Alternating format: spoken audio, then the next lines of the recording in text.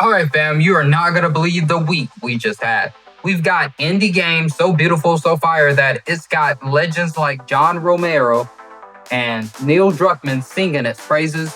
Then you got Roblox, a titan of the industry, watching its stock price take a nosedive because of some serious out-of-pocket controversies. We've got the Battlefield 6 beta, and players are finding out their aim is getting secretly broken by a busted slide mechanic. And to top it all off, we've got new details on Pokemon Legends Z to A and Ghost of Yote that are pure hype. So I gotta ask, what are they doing? Today, we're diving into all of it. We're talking about the indie game that's putting AAA studios on notice, the corporate drama that's shaking up the market, a game-breaking bug you need to know about, and some fire updates on the most anticipated games coming soon. Let's get into it. Let's kick things off with a story that is a massive W for the entire gaming community. There's a turn-based G on the block called Clair Obscur Expedition 33, and fam, this game is special. It's the first project from a French studio, Sandfall Interactive, and it's already one of the most talked about games of the year. The premise is wild. It's set in this fantasy world inspired by Belle Epoque out of Europe, and every year this being called the Paintress wakes up, paints a number on the monolith, and everyone of that age just turns into flower petals. The game starts just before she paints 33, and you lead an expedition to stop her. The game is a certified hit, but the real story here is the praise it's getting from absolute titans of the industry. We're talking about the performance director from Larian Studios, the cats behind Baldur's Gate 3, who called the game beautiful and said it's a game that knows what it is and leans into that. But it gets bigger. John Romero, the OG who co-created Doom, said that Clair Obscur represented the future of the gaming industry, and that indie titles like this can make AAA studios go.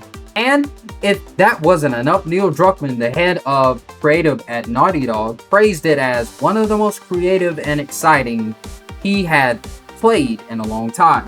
One of the most creative and exciting stories he had played in a long time. No cap, this is the kind of stuff we love to see. An independent studio coming out of nowhere with a fresh idea and executing it so well that it gets the attention of the biggest names in the business. This is proof that creativity and passion can still win in an industry that's often dominated by sequels and safe bets. Big W for Sandfall Interactive. All right, from the highest of highs to the lowest of lows, let's talk about Roblox. This platform has been on a crazy run with games like Row and Garden becoming so massive they were eclipsing Fortnite in player count. They've been printing money, but fam, the bill always comes due. This week, Roblox stock took a huge hit, dropping by more than 7%. And why? Because they're getting hit with a storm of controversies. The state of Louisiana filed a lawsuit against them, alleging that the company has failed to properly protect kids from online predators. Now, California is reportedly joining in with around 300 legal actions against the company. On top of that, the entire game just got banned in Qatar. This is a full-blown crisis, and it's hitting them right in their wallets. The timing on this is just out of pocket. While the company is under fire for not protecting its younger audience, the CEO has been making remarks about wanting to feature more adult-oriented experiences on the platform. Bam! Read the room. They need to look into you as well.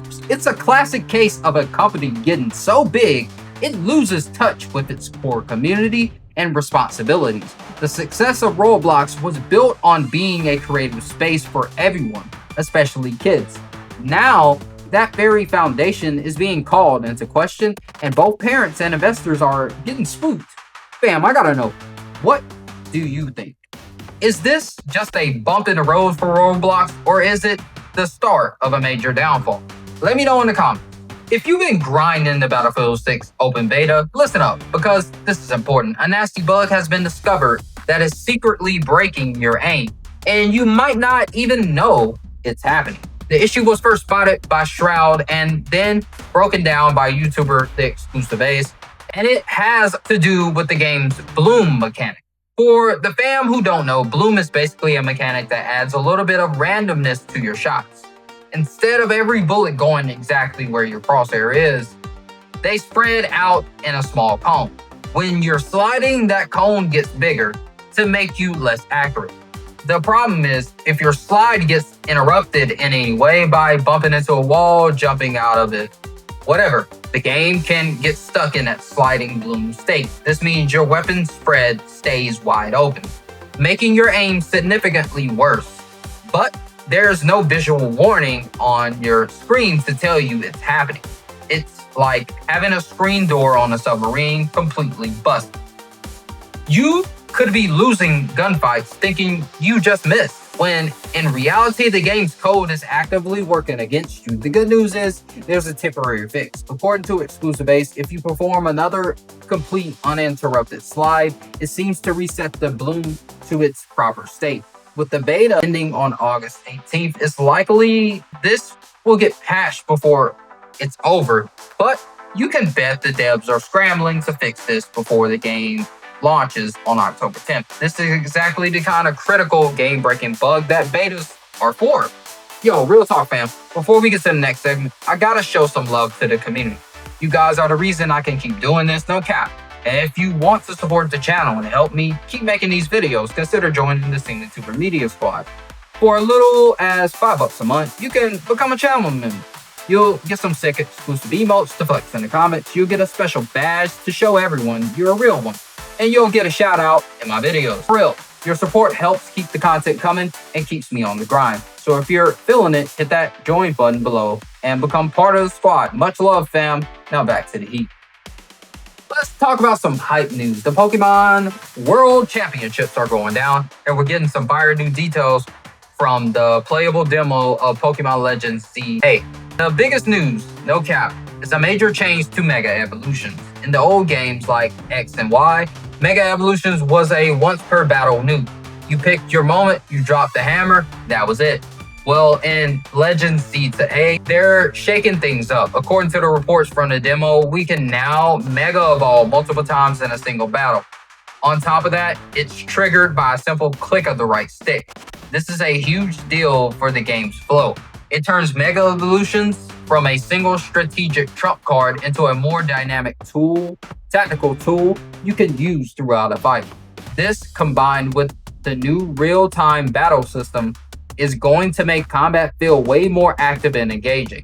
We also got a look at the map for Luminos City, which is where the entire game takes place. Fans have estimated that it takes about 40 seconds to run from the edge of the city to the Prism Tower in the city, in the center. But the map also includes explorable rooftops and building interiors, so it sounds dense and packed with stuff to do. With the game set to launch on October 16th, the hype is getting real. Finally, let's talk about Sucker Punch's next big thing, Ghost of Yotei. PlayStation just updated the official website with a ton of new info, giving us our first real look at the game's characters and combat systems. First up, we have the main target for our protagonist, Atsu. They're a group called the Yotei 6. We got their name and some character art. The members are the snake, the kitsune, the oni, the spider, and the dragon, and Lord Saito. That sounds like a fire lineup of bosses to hunt down. We also got a breakdown of the weapon types. Melee weapons, you've got the classic katana for duels, dual katanas for overwhelming enemies with fast combos, the heavy hidden Hachi for countering big enemies, the long range for controlling distance, and the Kusarigami, a chain and sickle, and the Kusarigami, a chain and sickle for crowd control. Ranged weapons, you'll have bow and arrows with different specialized arrow types, the Tanigashima matchlock for high impact shots, and quickfire tools like kunai and smoke bombs for close quarter combat. The site also confirms that Atsu will be able to evolve her weapon techniques and learn core abilities like disarming enemies and using her wolf companion in battle. Sucker Punch is clearly going deep on the combat, giving players a ton of tools to customize their playstyle. This is looking like a worthy successor to Ghost of Tsushima. So there it is, fam. A beautiful indie game getting its flowers, a corporate giant taking a massive L, and a broken beta bug you need to watch out for. And some fire updates for two of the most hyped games on the horizon. What a week of highs and lows. But that's my take. I want to know what you think. Which story got you the most hype? Are you worried about Roblox? Did the Battlefield bug screw you over? Drop a comment below, hit that like button if you learned something, and sub to the channel so you don't miss the next deep dive. And you already know, hit me on Twitter or X, whatever you like to call it, and join the squad. Much love, SeemlyTuber out. Peace.